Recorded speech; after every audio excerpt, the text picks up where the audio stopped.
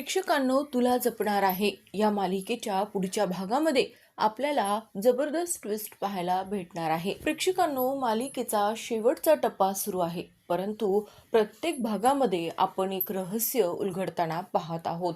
आपण पाहतोय की ज्या पद्धतीने अथर्व, अंबिका, शिवनाथ आणि त्याचबरोबर मीरा मंजिरीला संपवण्यासाठी, तिचा अंत करण्यासाठी ज्या गोष्टी करत आहेत ते अतिशय धक्कादायक आहे. अथर्वच्या तर पूर्णपणे कल्पनेबाहेरचं असतं. प्रेक्षकांनो, आपण पाहतो ज्या पद्धतीने सत्य समोर येत आहे त्यामुळे अथर्व सुद्धा हादरतो आणि प्रेक्षकांनो, आपण पाहतो की या सगळ्यांमध्ये आता मात्र ती वेळ आलेली असते. मंजिरीच्या अंताला सुरुवात होणार असते आणि हे सगळं करत असताना मीरा, अंबिका, अथर्व, शिवनाथ यांच्या समोर मोठी आव्हानं सुद्धा येणार आहेत. परंतु आत्ताचा जो खेळ सुरू होतोय त्यामध्ये मात्र मंजिरी अतिशय घाबरलेली असते. प्रेक्षकांनो, पुढे काय घडणार आहे आणि कोणाचा अंत होणार का नवी सुरुवात होणार हे आपल्याला समजणार आहे. कारण की आपण पाहतोय की मालिका शेवटच्या टप्प्यात असली तरीही मंजिरी या सगळ्या गोष्टींना सामोरे जाण्यासाठी स्वतःच्या शक्तीचा वापर करतीये आणि तिच्या शक्ती संपवणं हे सहज शक्य नाहीये. त्यामुळे रोज आपण एक नवीन ट्विस्ट पाहत आहोत. तर प्रेक्षकांनो, व्हिडिओ शेवटपर्यंत पहा आणि आपल्या चॅनलवर नवीन असाल तर चॅनलला सबस्क्राईब करायला विसरू नका. प्रेक्षकांनो, आपण पाहतोय की आता शिवनाथ अथर्वला समजावत असतो, कारण की अथर्वला खूप वाईट वाटत असतं. अंबिका समोर असूनही मी तिला पाहू शकत नाहीये आणि तिचा आवाजही मी ऐकू शकत नाहीये याचं वाईट अथर्वला वाटत असतं. अथर्व मीराशी, अंबिकाला मला बोलायचं आहे, तिला भेटायचं आहे, फक्त एकदा मला तिच्याशी बोलायचं आहे मीरा, असं अथर्व सतत म्हणत असतो. आणि त्यानंतर अजित तिथे येतो. आपण पाहतो की अजित सांगतो की कंपनीमध्ये काहीतरी प्रॉब्लेम आलेला आहे आणि सगळ्यांना तुझ्याशी बोलायचंय, तू येतोयस ना. आता अथर्वला पर्याय नसतो. अथर्व ते सगळं तिथेच सोडून, आपण पाहतो की त्याला रडू येत असतं, त्याला वाईट वाटत असतं आणि त्या सगळ्या भावनांना तिथेच थांबून अथर्व त्याच्या कंपनीचं काम करतो. अजित सोबत तो असतो आणि इकडे मात्र माया आणि नर्मदा मात्र मंजिरीच्या रूमपर्यंत पोहोचलेल्या असतात. मंजिरीला सतत भास होत असतो. सतत तिला असं वाटत असतं की तिच्या रूममध्ये कोणीतरी येऊन गेलेलं आहे, परंतु तिला असं वाटतं की माझ्या रूममध्ये कोण येणार आहे. ती मीरा आणि अंबिका आल्या असतील आणि त्यांना माझ्या रूममध्ये काहीतरी सापडायचं असेल, काहीतरी ते शोधत असतील, परंतु माझ्या रूममध्ये त्यांना काही मिळणार नाही आणि त्यांना असंच भ्रमात राहू दे, कारण की मला जे करायचंय ते आता माझ्याकडेच आहे. कारण की रुद्रकेतूच्या अस्थी या मंजिरीसाठी खूप महत्त्वाच्या असतात हे तिला माहीत असतं आणि तिला असं वाटतं की त्या अस्थी तर आता माझ्याकडे आहेत, त्यामुळे घाबरण्याची काही गरज नाहीये. परंतु मंजिरीला माहीत नाहीये की रूममध्ये माया आणि नर्मदाने कॅमेरे बसवलेले आहेत. मंजिरीकडच्या शक्तींना जाणून घेण्यासाठी मायाने हे सगळं केलेलं असतं. परंतु आता मात्र तिला भीती वाटू लागते की जर मंजिरीला हे समजलं तर त्या मला सोडणार नाहीत, त्या मला जिवंत मारतील आणि मायाला भीतीही वाटत असते. त्यामुळे माया पुन्हा एकदा ते सर्व कॅमेरे काढून टाकण्यासाठी त्या दोघीजणी त्या रूमपर्यंत जातात. नर्मदाला हे सगळं काम करायचं असतं, परंतु प्रेक्षकांनो, आपण पाहतो की आता मंजिरी रूममध्ये आहे आणि तिच्याकडे त्या अस्थी आहेत. तिने त्या अस्थी लपवून ठेवलेल्या असतात आणि त्यांच्या भोवती एक तिच्या शक्तीचं कवच सुद्धा निर्माण केलेलं असतं.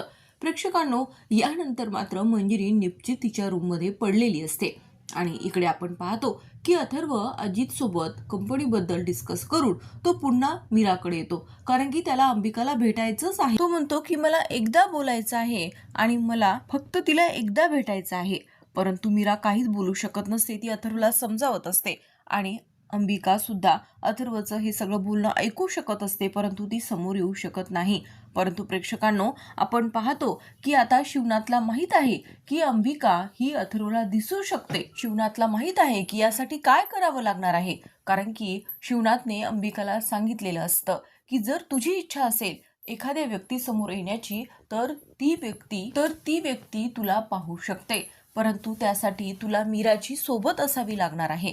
प्रेक्षकांनो, जेव्हा मीरा अंबिकाचा हात पकडेल त्यानंतर जर अंबिकाच्या मनात इच्छा असेल की या व्यक्तीसमोर तिने यावं तर ती गोष्ट घडणार असते आणि हे मात्र शिवनाथला माहीत असून सुद्धा शिवनाथ शांत बसतो, कारण की अथर्व शिवनाथकडे विनवणी करत असतो, हात जोडत असतो. तो म्हणत असतो की बाबा, तुम्हाला तरी यातलं काहीतरी समजत असेल. मी अंबिकाला मला पाहायचं आहे, ती मला पाहू शकते, परंतु मला तिला पाहायचं आहे, मला तिला बोलायचं आहे आणि यामुळे मला असं वाटतं की नक्कीच यावर काहीतरी सोल्युशन असेल आणि तुमच्याकडे असेलच असं अथर्वला वाटत असतं. तिथे मीरा अंबिका सुद्धा असतात. परंतु अंबिका मात्र शिवनाथला म्हणते की नाही, आता ही योग्य वेळ नाहीये. फक्त मी इथे आहे, माझं अस्तित्व या घरात आहे, ही गोष्ट अथर्वला कळाली आहे. त्यानंतर त्यांची मनस्थिती, बाबा तुम्ही पाहत आहात त्यांना खूप जास्त त्रास होतोय आणि जेव्हा मी त्यांच्या समोर येईल त्यांना खूप वाईट वाटेल आणि हे आपल्यासाठी योग्य नाहीये, हे मीरासाठी योग्य नाहीये. आपल्याला जे करायचं आहे, आपल्याला मंजिरीचा अंत करायचा आहे आणि यासाठी सध्या तरी आपण त्याच गोष्टीचा विचार करायला पाहिजे. त्यामुळे अंबिका मात्र शिवनाथला सांगते की काहीही तुम्ही बोलू नका. कारण की आपण पाहतो की अंबिकाला सुद्धा माहीत असतं की बाबा नक्कीच यावर काहीतरी मार्ग काढतील, परंतु ती मात्र शिवनाथला शांत बसायला सांगते. परंतु अथर्व ज्या पद्धतीने खूप मनातून शिवनाथला विनवणी करत असतो, त्यानंतर मात्र शिवनाथ अथर्वला सांगतात, अथर्व सध्या तरी आपल्याला मंजिरीचा अंत कसा करायचा आणि पुढच्या गोष्टी कशा आखायच्या आहेत यावर विचार करायला पाहिजे. कारण की सध्या ही वेळ नाहीये, वेळ खूप कमी आहे. अमावस्येपर्यंत आपल्याला वेळ आहे. त्यानंतर मंजिरी काहीही करू शकते. त्यामुळे आपल्याकडे वेळ नाहीये आणि आपण तिला खोटंही बोललेलो आहोत की तुम्ही आणि मीराने बाळाचा विचार करायचा.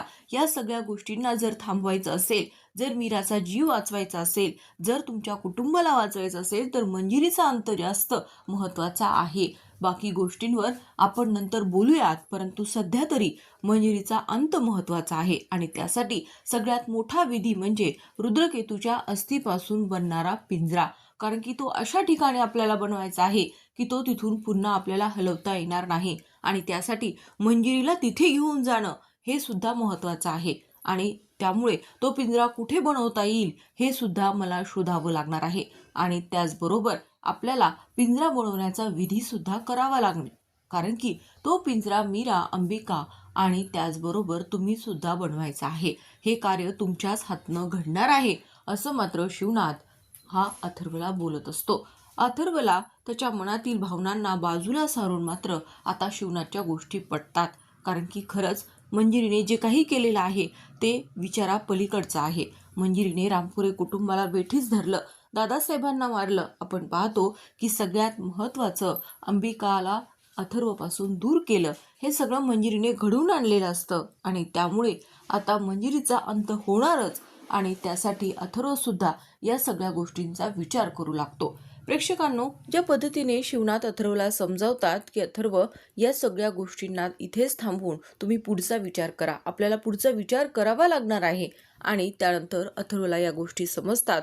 आता पुढे आपल्याला काय करायचे आणि तेव्हा मात्र शिवनाथ म्हणतो की आता आपल्याला सगळ्यात महत्त्वाचं म्हणजे अगोदर त्या जागे ठिकाणी जावं लागेल जिथे आपल्याला मंजिरीच्या अंताचा पिंजरा बनवायचा आहे, जिथे मंजिरीला आपण कैद करू शकतो आणि त्यानंतर एक मोठा विधी सुद्धा आपल्याला तिथेच करावा लागणार आहे आणि त्यासाठी आपल्याला तळीगावच्या त्या नदीकडे जावं लागणार आहे.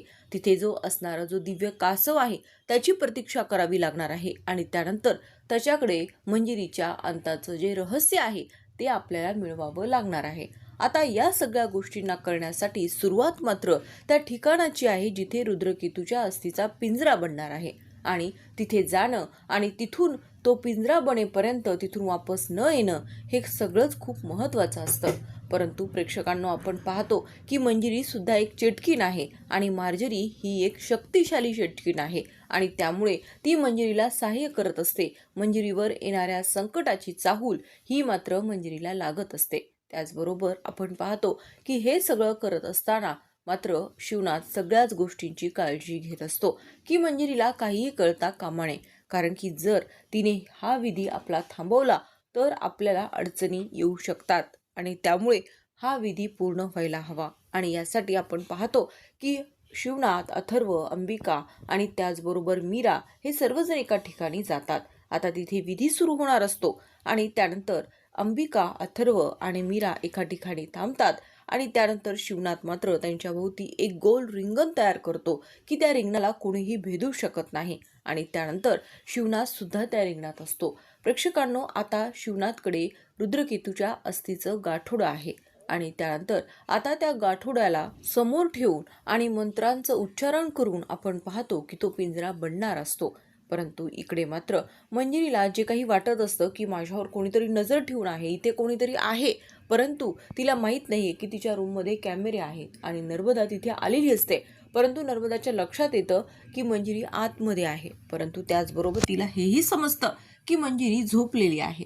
परंतु प्रेक्षकांनो, आता मात्र जी गोष्ट आणि धक्कादायक गोष्ट जी घडते ती म्हणजे मंजिरी निपचित पडलेली असताना तिला घाम फुटलेला असतो आणि एक वेगळ्याच प्रकारचा भास तिला होऊ लागतो. ती अडचणीत आहे, तिच्या भोवती एक आगीचं वलय निर्माण झालेलं आहे आणि जो पिंजरा रुद्रकेतूच्या अस्थिचा शिवनाथने बनवण्याचा प्रयत्न केलेला असतो तो पिंजरा सुद्धा तिला त्यामध्ये दिसू लागतो आणि हे सगळं चित्र खूप भयानक आहे आणि त्यामुळे ती चांगलीच घाबरते. तिला खूप मोठा धक्का बसतो आणि प्रेक्षकांनो, तिथे नर्मदा सुद्धा गेलेली असते. नर्मदा सुद्धा मंजिरीच्या रूमच्या बाहेर असते.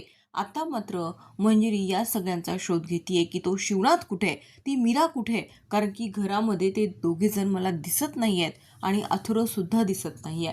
आता हे सगळं जरी थांबणारं नसेल, परंतु या सगळ्यांना मी नक्कीच थांबवू शकते, कारण की त्यांच्या विधीमध्ये मी अडचण निर्माण करू शकते. नियतीच्या पलीकडे जरी माझा अंत लिहिलेला असेल तरी सुद्धा मी त्या अंताला थांबवणार, कारण की माझं अमरत्व हे अटळ आहे आणि मला कोणीही संपवू शकत नाही, असं मात्र मंजिरी बोलत असते. मंजिरीला त्या स्वप्नांचा भास होत असल्यामुळे तिला घाम फुटलेला असतो. परंतु प्रेक्षकांनो, तिला जेव्हा जाग येते तेव्हा ती खूप घाबरलेली असते.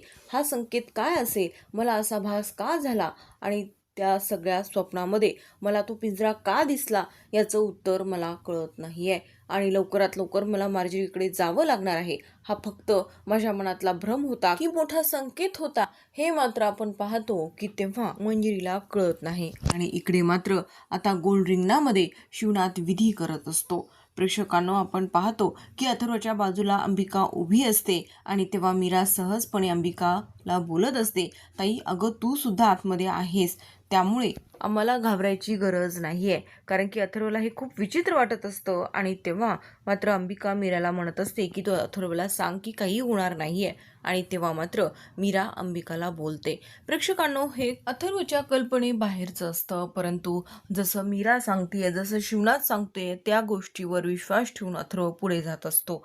परंतु आता मात्र अथर्वला या सगळ्या गोष्टींची जाणीव होत असते.